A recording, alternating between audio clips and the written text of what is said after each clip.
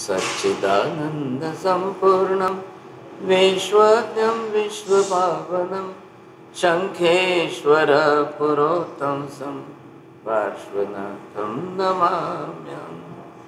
सर्वारिष्टप्रणाशाय सर्वाभीष्टार्थदायिने सर्वलब्धिनिधानाय श्री गौतम स्वामिने नमः। श्री सुधर्म स्वामिने नमः।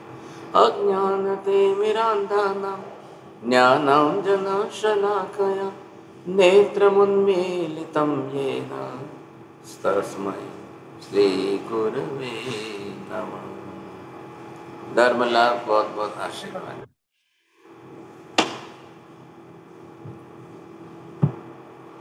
संवर के विषय में हम मुख्य लक्ष्य से इन अनुप्रेक्षाओं पर विचार विमर्श ज़्यादा कर रहे हैं और जो अनुप्रेक्षाओं में अलग अलग प्रकार की 12 भावना है। मानसिक रूप से जिन लोगों को अपनी तरफ से अपना चिंतन शुरू करना है, देखिए चिंता करना किसी को सिखाने की आवश्यकता नहीं रहती। चिंतन करने के लिए सिखाना बहुत जरूरी होता है। अब चिंता तो मोहनीय कर्म का विषय ही है। राग द्वेष के विचार वही तो चिंता है और वो चिंता के निमित्त संसार में हमारे सामने खड़े हैं। चिंता करने का काम मोहनीय कर्म का है और चिंता कराने में निमित्त अंतराय कर्म के कारण हो जाती है। अंतराय कर्म के कारण जो है लोगों की इच्छाएं पूरी नहीं हो पाती। देना, लेना, भोगना, उपभोग करना, शक्ति, पुण्य, प्रकृति, सामर्थ्य, संसार के अंदर जीवन जीने के लिए साधन सामग्रियां भी जितनी चाहिए उतना ही संबंधियों का सहयोग भी अनिवार्य होता है ना। परिवार है, समाज है। अब ऐसी स्थिति के अंदर परिवार में हमारे साथ कौन है, मेरा कौन है, मैं किसका हूँ। अब ये जब विषय सामने आ जाते हैं तो फिर अकेलेपन का मानसिक संताप बन जाता है। अकेलापन इंसान को खा जाता है क्योंकि देखिए कभी न कभी ज़िंदगी में बीमारियाँ आएगी, कभी न कभी ज़िंदगी में दुख के दिन आएंगे, कभी जीवन में सुख के दिन आएंगे, कभी शांति के दिन आएंगे, कभी अशांति के दिन आएंगे, कभी संयोग कैसे होंगे, कभी परिस्थितियां पलटेगी, कभी वातावरण बदलेगा, कब आपका कोई साथ देगा कि नहीं देगा। देखिए जब ये परिस्थितियां सामने आती है तब कौन होता है। एक बार व्यक्ति का पुण्य प्रबल होता है तो उसको ले जाकर सत्ता पर भी चढ़ा देता है, बहुत बड़ी सत्ता के मालिक स्वामी भी बना देता है। लेकिन जब इंसान सत्ता से उतरता है और उसके परिवार में अब कौन है। अब जिस समय वो सत्ता में था उस समय का अहंकार, सत्ता में था तब के उसके विचार, सत्ता में था तब के उसके सुख भोगने की वृत्ति, लेकिन हमेशा ही बनी नहीं रहती है ना। ये भी तो बात निश्चित है। तो ये हमको थोड़ा सा सोचना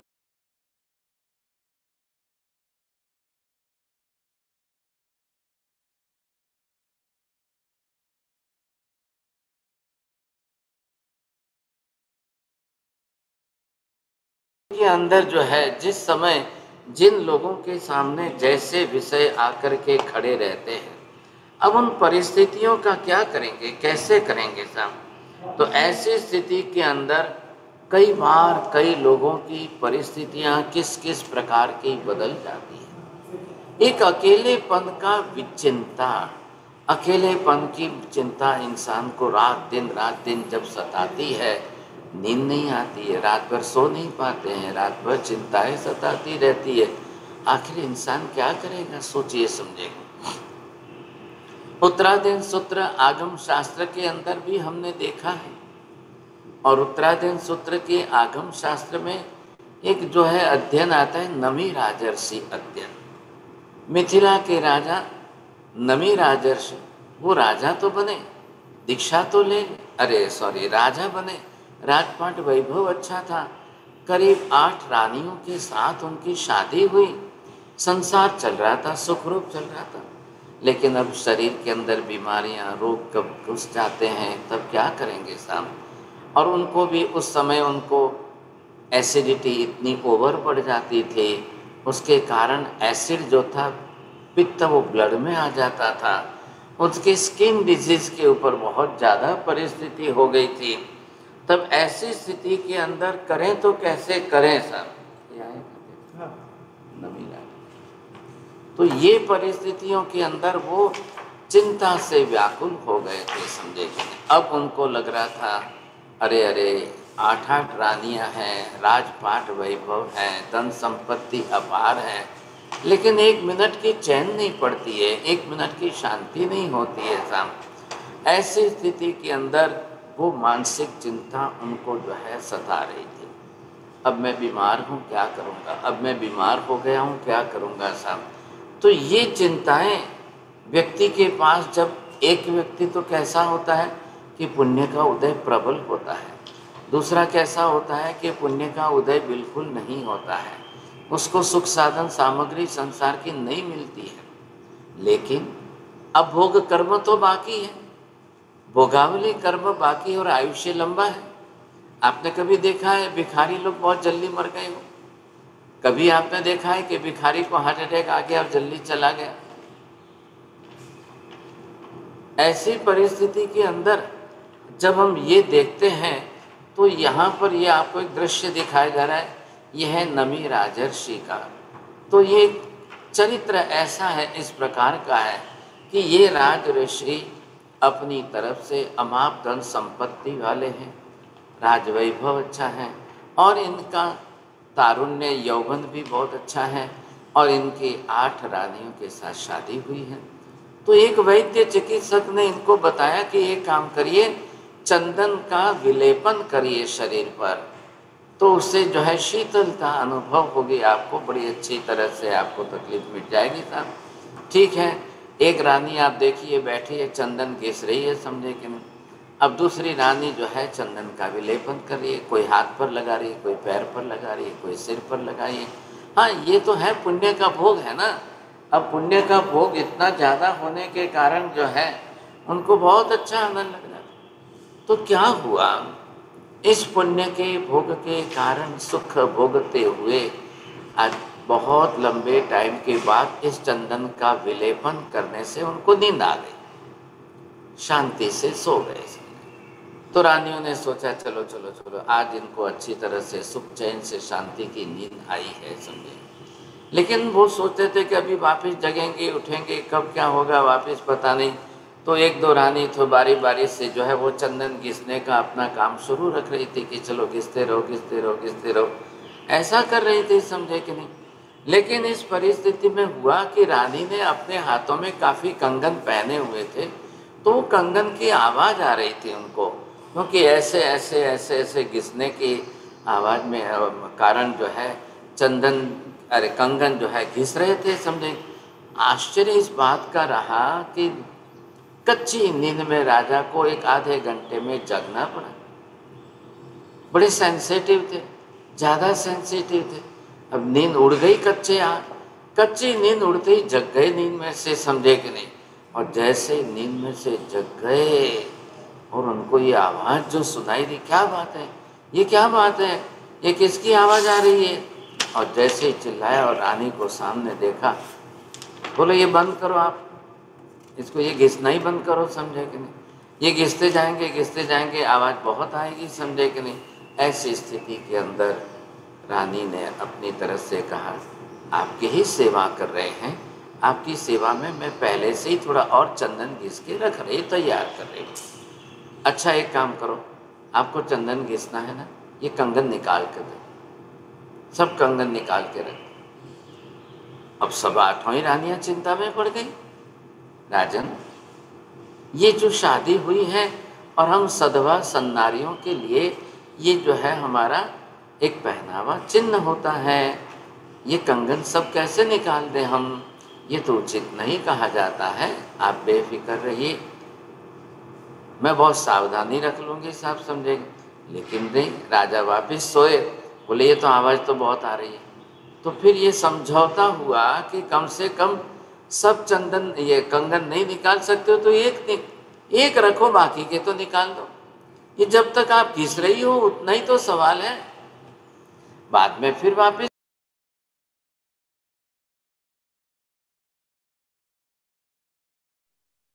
महर्षि आप म्यूट हो गए।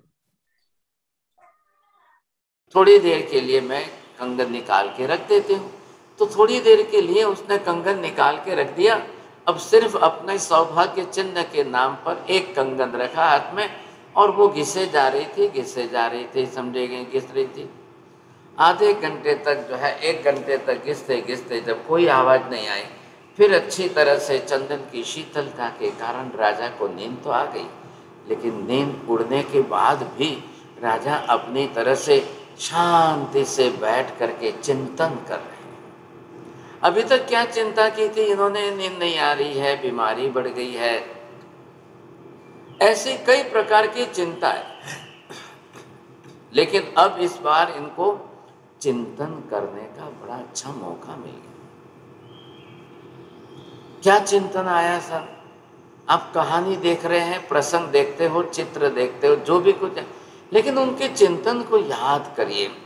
राजा के मन में बस ये चिंतन आया, ओ हो, जब अकेला एक होता है तो कोई चिंता ही नहीं होती है। कोई अकेला एक होता है तो ना कोई आवाज़, ना कोई कलह, ना कोई कुछ नहीं। अरे वाह, बहुत अच्छी बात है। निमित्त क्या था? इतने कंगन जो रानी पहन करके रखे थे वो सब उतार दिए साहब, एक रखा था। उस निमित्त को लेकर के राजा अपने मन में इतना चिंतन कर रहे हैं। क्या चिंतन की धारा शुरू हो गई, परमात्मा सामने उनको स्पष्ट दिखाई देने लगे। ओ हो भगवान, आहा, ये तो बहुत बड़ी बात है। हे आत्मा, अब परमात्मा के वचनों को याद करें। मैं एक हूँ, मैं अकेला हूँ, मैं अकेला ही संसार में आया हूँ, मैं अकेला ही संसार से जाऊँगा। रोग वेदना पीड़ा भी आएगी तो मुझे अकेले को ही भुगतना है। मेरा दुख कौन लेने वाला है, कौन देने वाला है? पुण्य प्रबल उदय में है, आज इतनी रानियां हैं, इतनी सेवा कर रही है, इतना सब कुछ हो रहा है, लेकिन नहीं नहीं नहीं, ये सब तो जो है निरर्थक है, आज है कल नहीं है। मुझे तो ये भी संसार छोड़ने जैसा ही है। बस बस हे भगवान, ये मेरा रोग मिट जाए तो मैं ये संसार छोड़ करके, दीक्षा ले करके, साधु बन करके मोक्ष मार्ग की उपासना कर लूँ। मुझे तो इस मार्ग पर चलना अच्छा लग रहा है। अब आप सोचिए साहब, उन्होंने तो अपना दृढ़ संकल्प करके रानियों को कह दिया, चलो अब मैं एक अकेला ही हूँ, अब मैं संसार छोड़कर संसार से जाना चाहता हूँ। क्या बात कर रहे हैं साहब, आपने तो इतनी बड़ी बात कर दी समझे। अब रानियां तो दूसरी तरफ जा कर के रोने लग गई। हमने आपकी आज्ञा मानी, हमने इतने कंगन थे सब निकाल करके एक रखा, अब इसका परिणाम ये आएगा क्या? ऐसा हमको मालूम होता तो हम तो करते ही नहीं। देखिए, निमित्त बनता है, लेकिन एक अपने शरीर की बीमारी के निमित्त को लेकर के चिंतन की धारा में ऐसी अनुप्रेक्षा करते करते नमी राजर्षि इतने दृढ़ वैरागी बन गए, अब मुझे संसार छोड़ करके निकलना है। आपको शायद यकीन नहीं होगा, देवलोक के अंदर देवताओं के बीच में जो है, ये उन्होंने वहाँ से अवधि ज्ञान से दृश्य देखा, और देख करके उन्होंने अपनी तरह से इंद्र महाराज ने आज सभरी सभा के अंदर सबके बीच में बात बताई। देखो भैया, आज मृत्यु लोक के मनुष्य लोक के अंदर नमी राजर्षि मिथिला के राजा इतने अमाप धन संपत्ति वैभव ऐश्वर्य भोग विलास साधन सामग्रियों की विपुलता होते हुए भी कितने विरक्त वैरागी है कि वो संसार छोड़ना चाहते हैं। एक बार मन में वैराग्य इतना प्रबल आ गया, बस बस फिर तो सवाल ही क्या है साहब। ये सोचकर इंद्र महाराज स्वयं एक बार सोचा, चलो नमी राजर्षि की परीक्षा करते हैं, देखते हैं क्या उनको क्या लग रहा है, समझे कि नहीं, क्या सच्चाई है।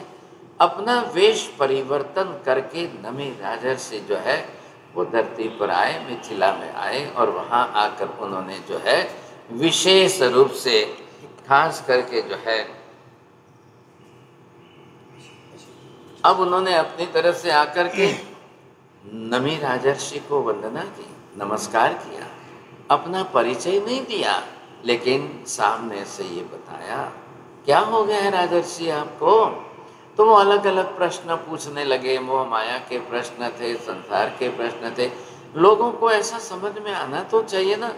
अब सोचिए आप, नमी राजर्षि अपने राजा अपनी तरफ से न तो किसी के पास गए हैं, न कोई शास्त्र पढ़े हैं, लेकिन जब अंदर से ये बोध प्रकट हो गया, ये अंदर से उनको ख्याल आ गया, ऐसे परिस्थिति में विरक्त वैरागी मन वाले नमी राजा इंद्र महाराज को ऐसे जवाब दे रहे, ऐसे जवाब दे रहे साहब, अब शायद सुनने वाले को वैराग्य आ जाए।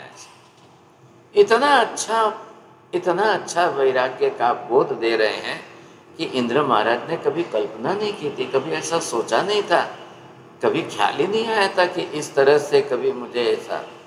लेकिन कई प्रश्नों का प्रश्न किए और कई प्रश्नों के उत्तर नमी राजर्षि ने दिए। वाह भाई वाह, बहुत बड़ी बात है, सोचिए इसमें।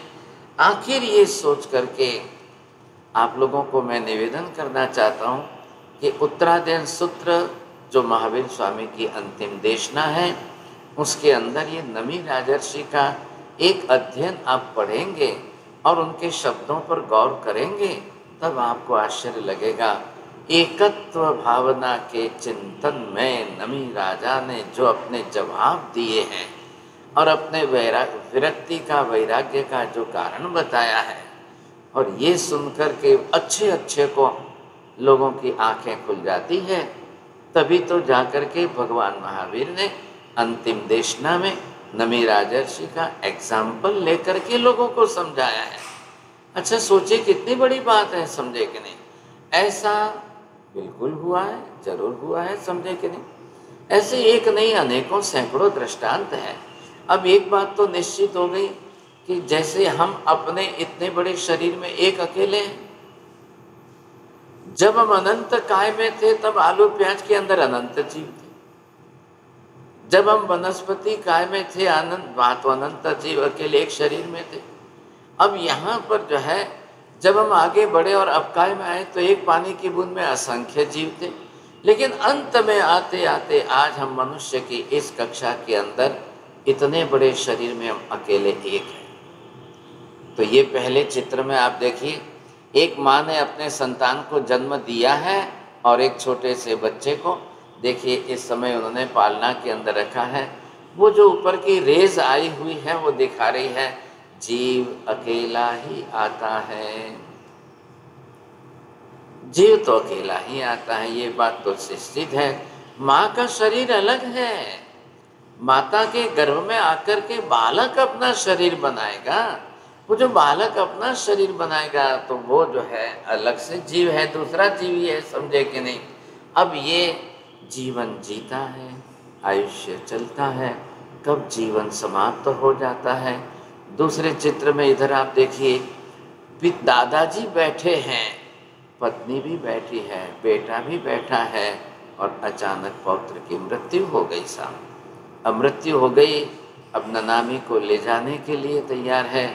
अब सोचिए ये रहस्य कौन समझ सकता है।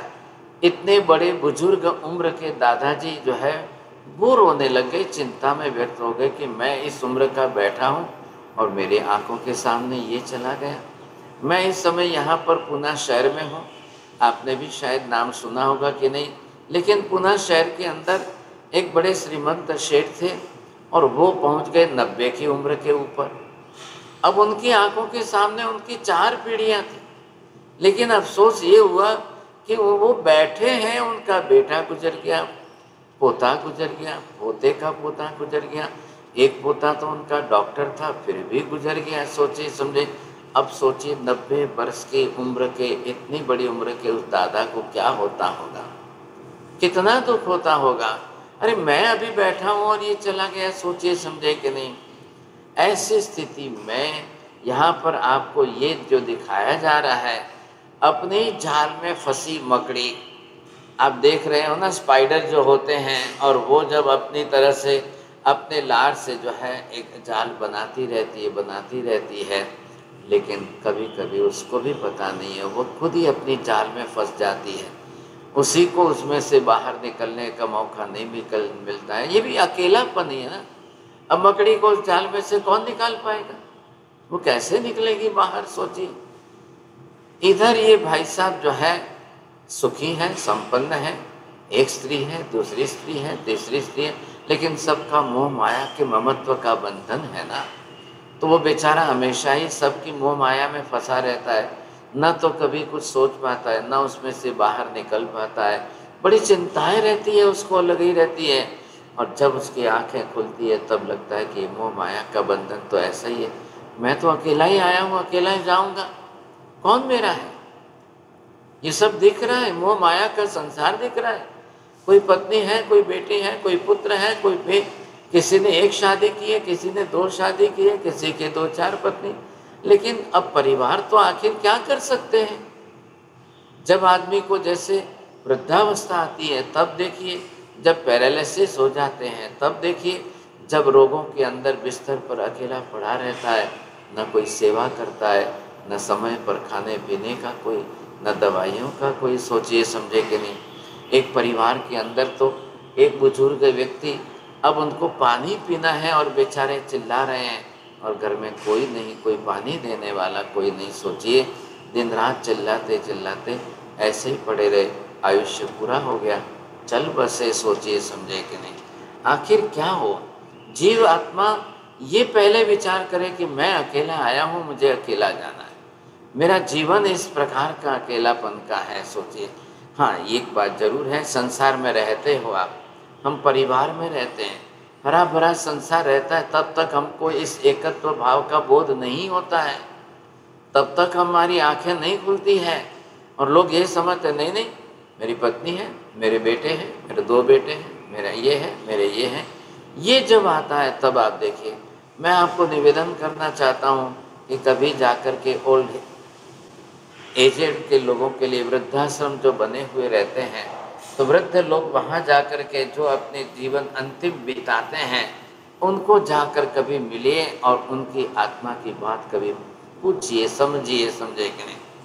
तब आपको ख्याल आएगा, जब बेटे बेटी होने के बाद भी अगर पिता को, माता को वृद्धावस्था में भेज दिया जाता है, उस समय की उनकी मानसिकता क्या हो। एक माँ बेचारी उम्र लायक हो, 70-80 की उम्र में वो वहाँ पर ओल्ड हाउस में कराहती रहती है, मेरा बेटा आएगा, मेरा बेटा आएगा। अब वो चिंता करती, मोह माया के अंदर बार बार बेटा बेटा जितनी तरह से याद करती रहती है, शायद भगवान को भी याद नहीं करती है, शायद नवकार मंत्र याद नहीं कर पाती है, शायद जो है परमात्मा का स्तोत्र स्मरण नहीं कर पाती है। लेकिन अब ममत्व तो है ना। आखिर ऐसे हर माँ बाप इच्छा रखते हैं, हर माँ बाप ये समझते हैं कि भाई वृद्धावस्था के अंदर तो पुत्र ही हमारा सहारा होता है। लेकिन आज कई घरों में, कई परिवारों में, कई जगह पर अलग अलग परिस्थितियाँ आपको देखने मिले। इसलिए महावीर ये कह रहे हैं कि हम पहले से ही आत्मा को चिंतन के संस्कार डाल दें। हम आत्मा को कैसे भी करके चिंतन की धारा में रहने के संस्कार अगर डाल दें तो बहुत बड़ी बात हो जाएगी, बहुत बड़ी बात हो जाएगी। क्योंकि अवसर आने पर जब चिंता सताने लगती है, उस समय चिंतन करने के ही भाव हमारे काम आए, नहीं तो कोई काम नहीं आने वाले। अगर हम आर्त ध्यान में रहे, चिंता में रहे, तो दुर्गति होती है, तिरंच गति हो जाती है, भव हमारा बिगड़ जाता है।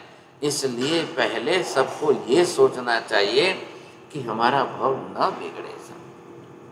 क्या ये हमें पहले सोचना चाहिए कि हमारा भव न बिगड़े, इसके लिए हमें क्या करना चाहिए। तो ये चिंतन की धारा में आपको लाने के लिए एक एक प्रकार की अनुप्रेक्षात्मक चिंतन की धाराएं समझनी बहुत जरूरी है, बहुत जरूरी। आप इसके लिए उम्र का विचार मत करिए। हाँ जी, किसी का पुण्य अच्छा है, परिवार है, किसी का पुण्य क्या है, किसी का पुण्य क्या है, सब बातें ठीक है, लेकिन कोई किसी का नहीं होता है। मैं आपको ये कहता हूँ, ये नीचे नरक गति में आप चले जाओ तब कौन होता है। मान लो घर में बंगले बहुत बड़े और कहीं आग लग गई और उस समय कोई जल रहे हैं और कोई आकर के वहाँ से आपका सामान भी लूट के चले जाए, कौन होता है आपका।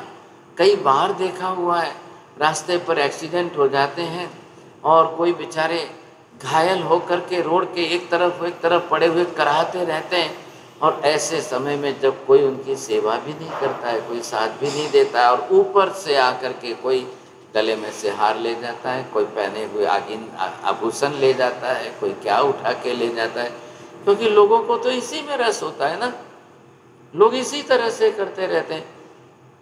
हर कोई आपके लिए सेवा करने के लिए नहीं आता है। लोग ये सोचते हैं कि नहीं एक्सीडेंट हो जाए रास्ते पर और घायल होकर के पड़े रहें। हर व्यक्ति के दिल में दया नहीं आती है।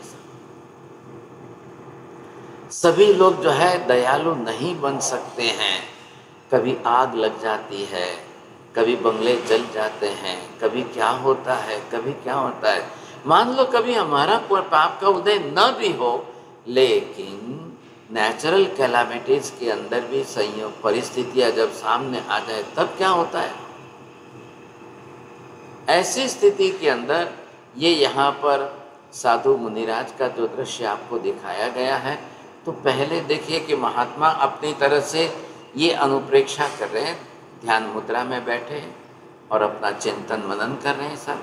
अब जिन्होंने संयोगों के संसार को छोड़ करके दीक्षा ली, तो वह हमें अपने आत्म स्वभाव में तल्लीन रहना है, अपने चिंतन मनन में तल्लीन रहना है। हर व्यक्ति के लिए है। माफ़ करिए, ये मत सोचिए कि अनुप्रेक्षा तो मात्र साधु संतों के लिए ही है, ऐसा नहीं है। गृहस्थ जीवन में श्रावक श्राविका लोग वो अपने संसार के जीवन में भी इस तरह से चिंतन मनन अवश्य करें। भले ही आपका पुण्य प्रबल हो, भले ही आपको सुख संपत्ति बड़े पैमाने पर मिली हो, लेकिन सच्चाई ये है। इसलिए आप इस वास्तविकता का अनुभव करिए। आप कब करेंगे?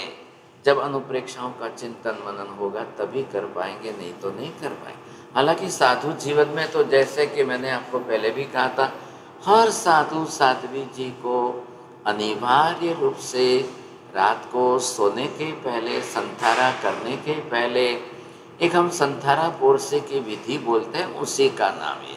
उसी के अंदर ये अनुप्रेक्षाएं सारी दी गई है।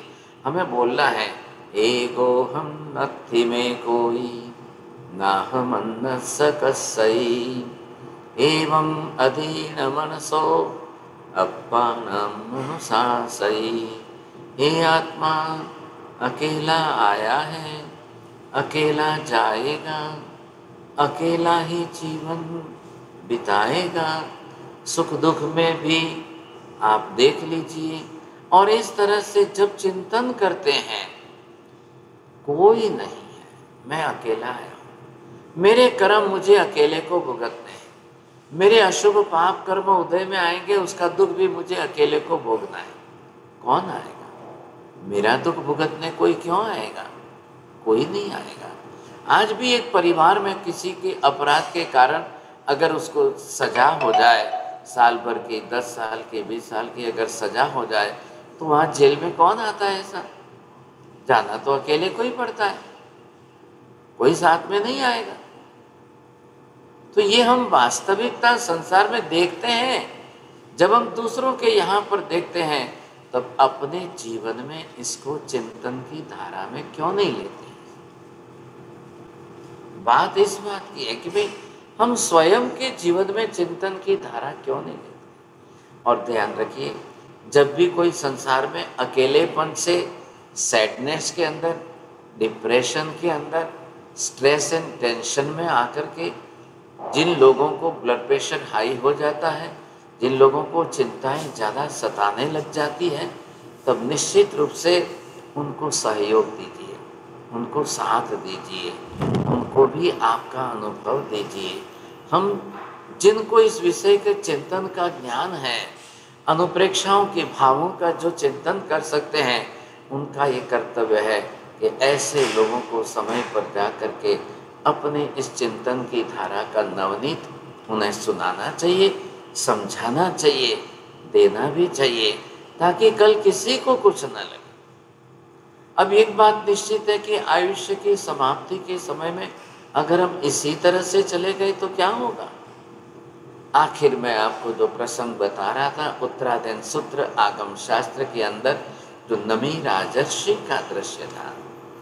इंद्र महाराज ने 100 प्रश्न पूछे, कई प्रश्नों को पूछे, लेकिन नमी राजर्षि अभी तो कोई इतना जानना कोई विद्वान पंडित नहीं थे, लेकिन नमी राजर्षि के उत्तरों को सुन करके आखिर इंद्र महाराज को इतना लगा कि देखो भाई क्या बात है, समझे, अमावृद्धि सिद्धि है, धन संपत्ति और वैभव का साम्राज्य होते हुए एक व्यक्ति अपने चिंतन की धारा में भर यौवन में संसार छोड़ करके दीक्षा लेकर निकलना चाहते हैं। महावीर ये बात जो है सबको समझा रहे हैं, ख्याल है। इसलिए मिले हुए पुण्य का उपभोग करके तो हम गति बिगाड़ देंगे, लेकिन मिले हुए पुण्य का त्याग करके लोग अपनी गति, अपना जन्म सुधार लेंगे। ये भाव बहुत अच्छे समझने की कोशिश करिए साहब। सभी व्यक्ति अपना विपुल पुण्य पूरे आयुष्य तक शायद भुगत सके या न भी भुगत सके, ये भी बात समझिए। आयुष्य तो मर्यादित है, लेकिन मर्यादित आयुष्य के सामने अगर पुण्य का वैभव इतना विपुल प्रमाण में मिला है, कब भोगेंगे लोग। अब वो भी चल करके कल चिंता का विषय हो जाता है। आप सोचिए, जम्बू कुमार ने बिल्कुल 16-18 बरस की भर यौवन के अंदर संसार छोड़ने का निर्णय लिया। अब जिसके पास में 7 मंजिला हवेली है, आप सोचिए, धन संपत्ति वैभव ऐश्वर्य भरपूर है, अपने माता पिता का, धारिणी माता का एक अकेला पुत्र है और दूसरे कोई संतान ही नहीं है। और ऐसी परिस्थिति में भी माता ने 8 स्त्रियों के साथ शादी कराई, विपुल धन संपत्ति है। फिर भी एक यौवन में, सोचिए उस काल की बात है, 16-18 वर्ष की उम्र के युवक, क्या होगा क्या जानते हैं। लेकिन स्वयं होकर सुधर्मा स्वामी से प्रतिबुद्ध हुए हैं, और सुधर्मा स्वामी पंचम गंधर्व महावीर के उनसे प्रतिबोधित होकर के उन्होंने अपने मन में निर्धार कर लिया है कि मुझे संसार छोड़कर दीक्षा लेनी। एक तरफ तो राजपाट वैभव, धन संपत्ति विपुल प्रमाण में अपार है, और दूसरी तरफ सुधर्मा स्वामी का उपदेश सुनकर अपने मन को विरक्त वैरागी करके आप दीक्षा लेने के लिए तैयार है, और वो भी शादी करने के पहली रात्रि के बाद तुरंत ही दीक्षा लेना था। मात्र माता के मन संतोष के लिए एक रात के लिए शादी की है, लेकिन सुबह में तो सीधे दीक्षा लेने के लिए निकले। आप याद करिए, उस दृश्य को देख करके चिंतन करिए मन में, कैसा दृश्य होगा, कैसा वातावरण होगा। स्वयं जम्बू कुमार दीक्षा लेने के लिए तैयार हुए, उनकी 8 रात पत्नियां जो थी, एक ही रात हुई है शादी की, वो भी दीक्षा लेने के तैयार हुए। इन 8 स्त्रियों के माता पिता वो भी सब दीक्षा लेने के लिए तैयार हो गए, और उस समय उस रात के अंदर आए हुए प्रभव चोर जो 500 चोरों के साथ पूरी हवेली लूटने आया था, तो क्या उसने ऐसी रात को सुना? जम्बू कुमार की जो पत्नियों को दिया हुआ वैराग्य का उपदेश सुना, और उन्होंने निश्चय कर लिया कि अब मुझे जिंदगी में दोबारा चोरी नहीं करनी है, मैं तो इस महापुरुष के साथ संसार छोड़ के निकल जाऊं। और जम्बू कुमार के माता पिता भी तैयार हो गए। आप सोचिए, दूसरे दिन, शादी के दूसरे दिन तो 527 के साथ में ये वैराग्य की वर्षी दान की रथ यात्रा निकली, और जाकर के सभी दीक्षा ले लेते हैं। अब जम्बू कुमार, जम्बू स्वामी तो उसी जन्म के अंदर केवल ज्ञान पा करके मोक्ष में भी चले गए। अब सोचिए, दीक्षा नहीं ली होती, संसार नहीं छोड़ा होता, 8 पत्नियों के राजपाट वैभव में रहे होते, तो क्या दशा होती, ये मोह दशा उनको कहाँ ले जाती, क्या होता। लेकिन दिशा ही बदल गई साहब। उसी भव में केवल ज्ञान भी प्राप्त हुआ, उसी जन्म में मोक्ष में भी गए समझे। तो ये भावनाएं इतनी प्रबल होती है कि कब किसका अंतर्मल बदल दे साहब, कब मन पलट जाए, कब किस तरह से लोगों का कैसे। अब हम चिंतन ही ना करें तो क्या होगा, बिल्कुल सर्वथा चिंतन ही ना करें। कई लोगों की व्यस्तता अपने व्यवहार में व्यापार में इतनी ज़्यादा होती है कि वो चिंतन मनन कर ही नहीं पाते, कर ही नहीं पाते। चिंता करने वाले तो और भी बहुत हैं, लाखों लोग हैं चिंता करने वाले, करोड़ों लोग। चिंतन करना बहुत मुश्किल है, बहुत मुश्किल है साहब। अब आप अपने अपने अपने मन में सब सोच लीजिए, अपने अपने अंतर मन में सब विचार कर लीजिए, किसको किसको चिंतन करने की आदत है। कौन 10 मिनट भी बैठ करके चिंतन कर रहा है। रात को सोने के पहले बिस्तर में बैठ के 10 मिनट आप चिंतन करते हो कभी? प्रभात काल में प्रातः काल में उठ करके भी 10 मिनट के लिए कभी चिंतन मनन किया हमने कभी? और चिंतन मनन के यहाँ पर हमको ये 12 विषय दिए गए हैं, चाहे अनित्य भावना हो, चाहे अशरण हो, चाहे एकत्व हो, चाहे संसार भावना हो, चाहे अन्यत्व भावना, ये सारे इसके विषय हैं। बहुत अच्छी तरह से कर सकते हैं। हमारे यहाँ तो एक अच्छा ग्रंथ है समझे कि नहीं, तो इसके अंदर अलग अलग प्रकार के बहुत से ग्रंथ हैं, मिलेंगे आपको, एक नहीं और भी अलग मिल सकते हैं। लेकिन इनके अंदर से थोड़ा बहुत अभ्यास किया जाए, पढ़ा जाए, सीखा जाए, समझा जाए और फिर सोच समझ करके इसमें से अगर हम चिंतन मनन करने की आदत डालें। देखिए, चिंतन मनन के लिए शरीर आपका कमज़ोर हो सकता है, मन तो आपका आपके हाथ में है ना। मन तो हमारा हमारे हाथ में है। आखिर किस तरह से कैसे हुआ? जी हाँ, नमे राजर से भी मोक्ष को प्राप्त हुए हैं, ऐसी बात नहीं है। लेकिन ये हमारा क्या होगा, हम कैसे कभी चिंतन मनन करेंगे? नहीं करेंगे। देखिए समझे कि नहीं, तो फिर दूसरा तो चिंता तो है ही।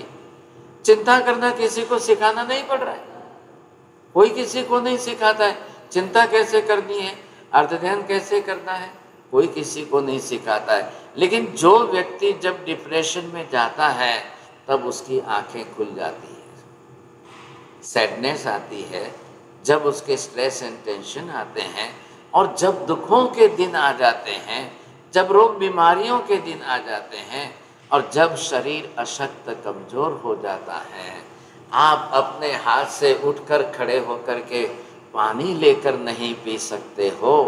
ऐसी परिस्थितियों के अंदर अच्छे अच्छे लोगों को दिन में तारे दिखाई दे देते हैं। लेकिन अब क्या करेंगे आप? पुण्य भी सबका अपना अपना है, अंतराय कर्म भी सबका अपना अपना है। ध्यान रखिए, वैभव भी सबका अपना अपना है।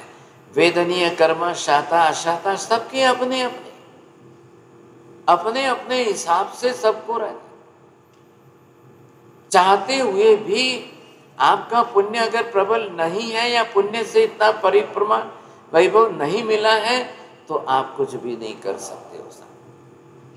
और ये तो सारे दृष्टांत आप किसके सुन रहे हो साहब? ये जैन शासन की गरिमा है कि यहाँ पर जो है कोई भिखारी ही संसार छोड़कर संन्यास लेता है, ऐसा मत सोचना। यहाँ पर तो राजा महाराजा संसार छोड़ करके संयम के मार्ग पर आ रहे हैं। जिनको विपुल प्रमाण में मिला है वो संसार छोड़ करके निकल रहे हैं। अरे भाई साहब, जब सर्वथा कुछ भी नहीं मिला है, ऐसे लोग संसार छोड़ करके निकले तो वो दूसरे के लिए प्रेरणास्पद नहीं बन पाते हैं। तो ये हमें सोचना है। आज हम यहाँ पर इसी की बात जो कर रहे हैं, तो ज्ञानियों ने तो हमको यही कहा है, जब तुम आए जगत में जग हंसे तुम रोए, अब करनी ऐसी करो तुम हंसो जग रोए। जनरल व्यवहार तो संसार में क्या देखा है आपने? किसी के मृत्यु के पश्चात लोग मिल करके रोते हैं। भाई साहब, ख्याल है, ये तो संसार का व्यवहार है। लेकिन शायद उस समय सच्चा है क्या रोने का भी? वास्तविकता सच्चाई लगती है क्या आपको? उस समय भी कई बार हमको ये लगता है कि कृत्रिम रोना होता है, एक व्यवहार के लिए दिखावा करना पड़ता है। लोग रो लेंगे, 2 दिन रो लेंगे, तीसरे दिन सब भूल जाएंगे, संसार के अंदर कोई किसी को याद नहीं करता। तो ये सच्चाई हम समझ लें और पहले ही अपने चिंतन करने की आदत डालें। तो जैसे ही आप चिंतन करने की आदत डालोगे तब हमें ये पता चलेगा। अंतर मन से तो ठीक है, समझ के रखिए, पुण्य वैभव अच्छा है, अंतराय कर्म का उदय कम है, तो आपको सब कुछ अच्छा मिलेगा। लेकिन शास्त्र क्या कहते हैं, एकः उत्पद्यते जंतु एक एव विपद्यते, कर्माण्यनुभवत्येकः प्रचितानि भवान्तरे। मेरे दुख के कर्म कोई दूसरा भोग लेता है क्या? क्या मैं दूसरे के कर्म का फल भुगत लेता हूँ क्या? मेरा कर्म तो मुझे ही भुगतना है ना। मैं किसका कर्म भुगतने जाता हूँ? मैं किसी का दुख नहीं भुगत सकता हूँ, तो मेरा कौन भुगतने वाला है? समझेंगे? तो यहाँ पर ये हमें चिंतन बार बार याद दिलाया, एगो हम नत्थि में कोई ना हम अन्नस्य कस्यै, एवं अधीन मनसो अपान मनुषासई।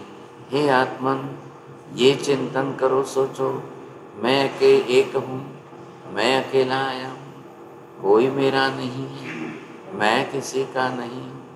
आत्मानुशासन, हम अपनी आत्मा को स्वयं कैसे अनुशासित करें? नहीं तो संसार में तो स्वार्थ आएगा, तब सभी मिलेंगे, अरे आप क्यों चिंता करते हो, मैं बैठा हूँ ना आपके लिए। बोलने वाले तो रोज मिलेंगे, अरे आप क्यों चिंता करते हो, अरे मैं हूँ ना आपके लिए, मैं बैठा हूँ ना, आप क्यों ऐसी चिंता करते हो? भाई साहब, बोलने वाले समय पर, परिस्थितियों पर, वो भी कहाँ दूर भाग जाते हैं, तब कोई नहीं आता है। जब आप बुलाओ उनको आधी रात में, तब वो बोलेंगे, अरे रुको रुको, मेरा ऐसा है आज, तो मेरा ऐसा है आज, तो मेरे, अच्छा मैं कल आता हूँ, अच्छा मैं कल आता हूँ। लेकिन उस समय आपके दुख में कोई साथ नहीं देता है। ये बात संसार की सच्चाई है ना सर। इसलिए आपको मालूम है, गौतम बुद्ध जैसे को भी जब किसी की श्मशान यात्रा जाते देखा, जब किसी भिखारी को भीख मांगते देखा, गौतम बुद्ध को भी किसी को, बीमार व्यक्ति को रास्ते पर पड़े हुए कराहते देखा है, तब जाकर के वैराग्य प्रकट हुआ है। और तब उन्होंने अपना धन, वैभव, कुटुंब, परिवार, अमाप धन संपत्ति सब छोड़ करके निकलने का अपना मानस तैयार किया सब जन। तो कौन कहता है इसको? ये एक चिंतन की धारा है, समझे कि नहीं? और इसको क्योंकि हम अनंत जन्म बिता चुके हैं संसार के अंदर, इतने अनंत जन्म बिताने के बाद भी अगर आज भी हमारी इतनी भारी मोह दशा, इतनी भारी राग दशा हो और ये अगर न खुले तो फिर बहुत मुश्किल समझना भाई साहब। इसलिए हमें तो ये पहले से ही चिंतन करके रखना जब तक, क्योंकि शरीर क्रश हो सकता है, शरीर अशक्त और कमज़ोर हो सकता है, मन तो नहीं होता है ना। मन तो अशक्त नहीं होता है, मन तो अकेला कमज़ोर नहीं होता है। अब चिंतन करने के लिए कोई शरीर का साथ हो या न भी हो, क्या फ़र्क पड़ता है? हमेशा ही शरीर थोड़ी साथ देने वाला है। ये तो परम सौभाग्य है जिन लोगों का कि बड़ी उम्र तक और वृद्धावस्था में भी उनकी सेवा करने वाले मिल जाए, ये तो बड़ा पुण्य का उदय होता है। और संसार में आपने देखा है, सेवा करने वाले बहुत कम होते हैं। स्वार्थ वृत्ति में तो संसार में बहुत मिल जाएंगे, समझेंगे नहीं, लेकिन सेवा व्यवच करने वाले बहुत कम मिलेंगे, आप बहुत कम मिलेंगे। शास्त्रकार भगवंतों ने तो ये भी कहा है कि सेवा व्यवच अप्रतिपाती गुण है। लेकिन कई बार किसी को दुखी होते हुए देखकर भी कोई सेवा नहीं करता है। कई बार किसी को बीमार अवस्था में, वृद्धावस्था में देखते हुए भी कोई सेवा नहीं कर पाता है। कभी कभी आप इन जो है इसकी 12 भावनाओं की भी सज्जाएँ बनी हुई है। 12 भावनाओं के जो है स्तवन वगैरह भी, ये सज्जाएँ मतलब गीति काव्य जो है वो भी कभी कभी आप सुनते जाइए, तो वो भी संगीत के साथ गाए हुए उपलब्ध है, शायद नेट पर भी मिल जाए आपको, तो उसको भी सुनिए, गाइए। अपने मन को अंदर से चिंतन करने के लिए इन सब विषयों को लेकर के आप अपनी तरफ से थोड़ा सा रोज़ की आदत डालिए। प्रतिदिन की आदत डालिए। और जो लोग खास करके सामायिक करते हैं, कोई ज़्यादा सामायिक कम करते हैं, ज़्यादा करते हैं, तो ज़रूर करिए। और ज़रूर मतलब आप भले 4 सामायिक कर लो, 5 कर लो, किसी सामायिक में आप स्वाध्याय कर लो, किसी सामायिक में मंत्र जाप आराधना कर लो, लेकिन एक सामायिक चिंतन के लिए भी निकालिए सब। एक सामायिक ऐसे हो कि जिसमें हम 12 भावनाओं के बारे में चिंतन कर सकें। इतना करना एक अभ्यास के लिए बहुत आवश्यकता है। तो क्या होता है कि हमारे लिए वास्तविकता की आंखें खुल जाती हैं। अंदर तो रहता है ना, सत्य तो अंदर समझ में आया हुआ रहता है। अब परिस्थितियाँ बदलेगी, कब क्या होगा पता नहीं है हमें।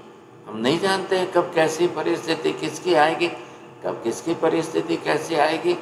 और ऐसे समय में अगर कोई बड़ी उम्र में वृद्धावस्था में है, बीमार है, अगर कोई उनके पास में बैठ कर के इन भावनाओं के बारे में चिंतन को समझा सको, तो और काम हो जाएगा। क्योंकि कई बार हम मंत्र जाप करते हैं तो मन लगता है, नहीं लगता है। अब अकेले वृद्धावस्था में जो है वो अगर पढ़ नहीं पाए तो क्या करेंगे साहब। तो ऐसे समय में उनके पास में कोई सिरहाने बैठ कर के उनको ये चिंतन मनन की बातें सुनाने लग जाए ना, तो उनका आर्त ध्यान बहुत कम हो जाता है। एक तो वृद्धावस्था, एक बीमारियां, और कोई ना हो तो उनकी चिंताएं, आर्त ध्यान बढ़ जाता है। ऐसे मौके पर अगर उनको कोई ये सारा चिंतन करते करते समझाने लग जाए, सुनाने लग जाए, तो उनका मन जो है काफ़ी आर्त ध्यान से बाहर निकलता है।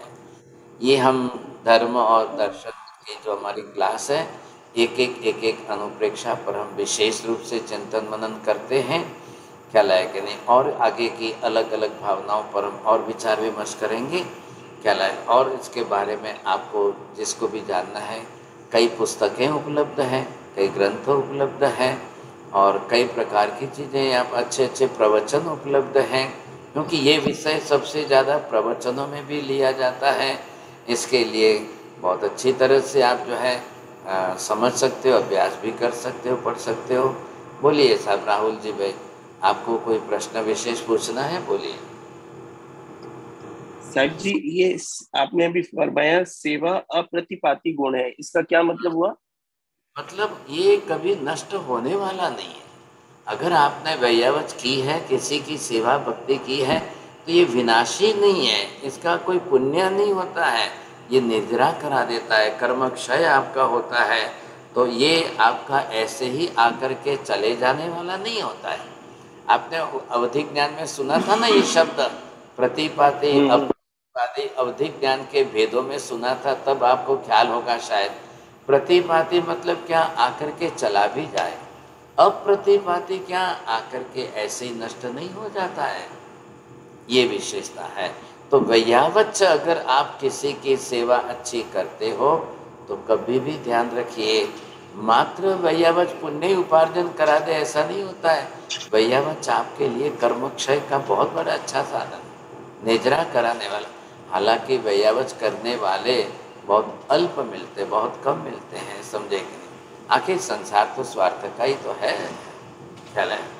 जो भी परम सौभाग्य समझिए, आपको किसी की वैयावच करने का अवसर मिले, ये भी बड़ी बात है, बहुत बड़ी बात है। क्या, और ऐसा अवसर अगर मिल जाए तो परम सौभाग्य समझिए। मुझे ये अवसर नहीं खोना है, चाहे कोई भी हो। मुझे मेरी तरफ से किसी को सहायता पहुंचती है तो मेरा कर्तव्य है मुझे उनको सहायता पहुंचानी है। और जी, किसी को और कुछ बोलना है? अदुप्रेक्षा का मतलब ये 12 भावना ही हो गई। चिंतन 12 भावना ही दी है, भावना भाना चिंतन करना वो अनुप्रेक्षा ही है।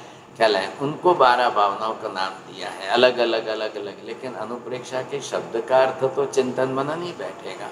भावना को एक विषय है कि हमने लेकर के उस प्रकार से हम चिंतन मनन करें।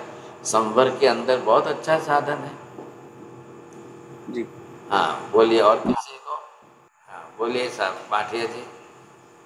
साहब जी, ये 12 भावना का विश्लेषण कौन सी पुस्तक में मिलेगा? छोटा विश्लेषण तो न तत्व में है, लेकिन इसमें बड़ा विस्तृत विश्लेषण किसमें मिलेगा? मेरी भी एक लिखी हुई पुस्तक है, भावना भवनाशिनी है, तो उसका वो तो अभी तो गुजराती में है और हिंदी में भी अभी पब्लिश होगी। मेरी भी लिखी हुई है, और भी अलग इसके ऊपर काफ़ी पुस्तकें हैं, प्रवचन भी है। आप उस पर से भी अभ्यास कर सकते हो, देख सकते हो, तो बहुत फायदा होगा आपको, समझेंगे। नमो ओरियंताणं नमो सिद्धाणं नमो आयर्याणं नमो वज्रायाणं नमो लोये सव्वसाहुणम् एषु पञ्च नमोकारो सर्वपापप्रणाशनो मङ्गलानं च सव्येसिं परमं हवै मङ्गलम्। मङ्गलं भगवान् वीरो मङ्गलं गौतम प्रभु मङ्गलं स्थूलिभद्राढ्या जैनधर्मोऽस्तु मङ्गलम्। चत्तारि मङ्गलं हरिहन्ता मङ्गलं सिद्धा मङ्गलं साहु मङ्गलं केवली पन्नतो दम्मो मङ्गलं।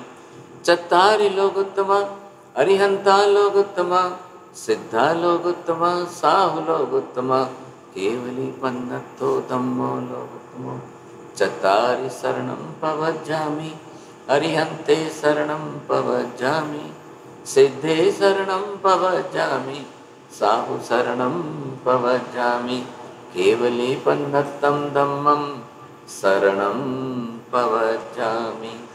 सर्वमङ्गलमाङ्गल्यं सर्वकल्याणकारणं प्रधानं सर्वधर्माणां जैनं जयति शासनम्।